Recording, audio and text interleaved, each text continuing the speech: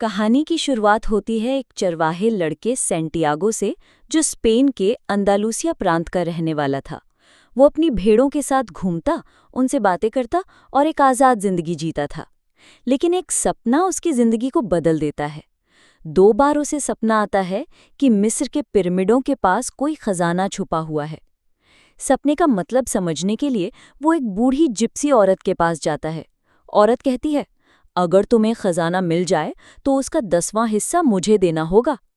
Santiago को ये अजीब तो लगता है, लेकिन उसका मन कहता है कि ये सपना यूं ही नहीं आया। इसके बाद उसकी मुलाकात होती है एक रहस्यमयी बूढ़े राजा मेल्कीसेडेक से। वो उसे बताता है कि हर इंसान का एक पर्सनल लेजेंड होता है, यानी जीवन का असली मकसद। और जब इंसान अपने मकसद की ओर चलता है तो पूरी कायनात उसकी मदद करती है।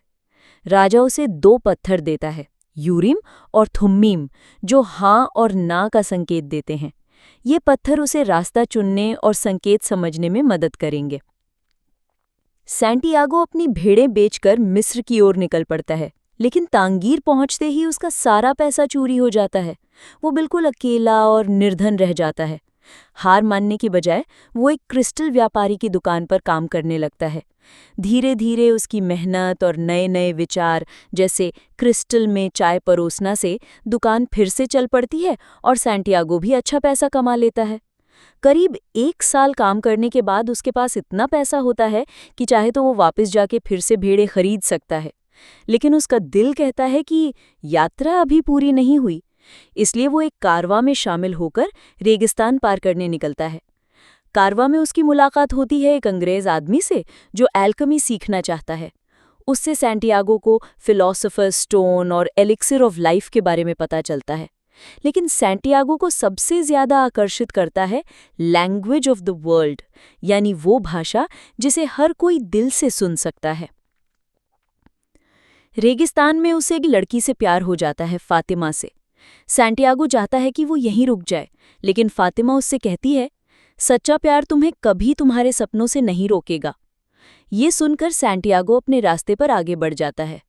आखिरकार उसकी मुलाकात होती है महान एल्केमिस्ट से। एल्केमिस्ट उसे सिखाता है कि असली सोना या खजाना बाहर नहीं, बल्कि इंसान के भीतर छुपा होता है।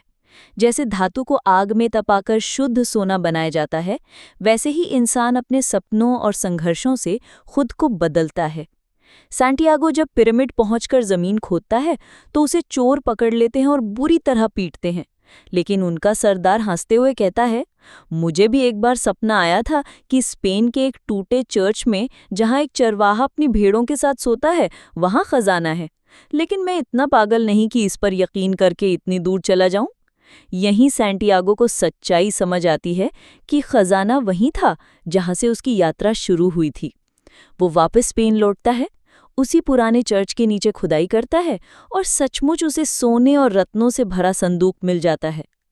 अब उसके पास दौलत भी है और ज्ञान भी, और उसके दिल में सिर्फ एक ख्वाहिश, फातिमा के पास लौट जाना।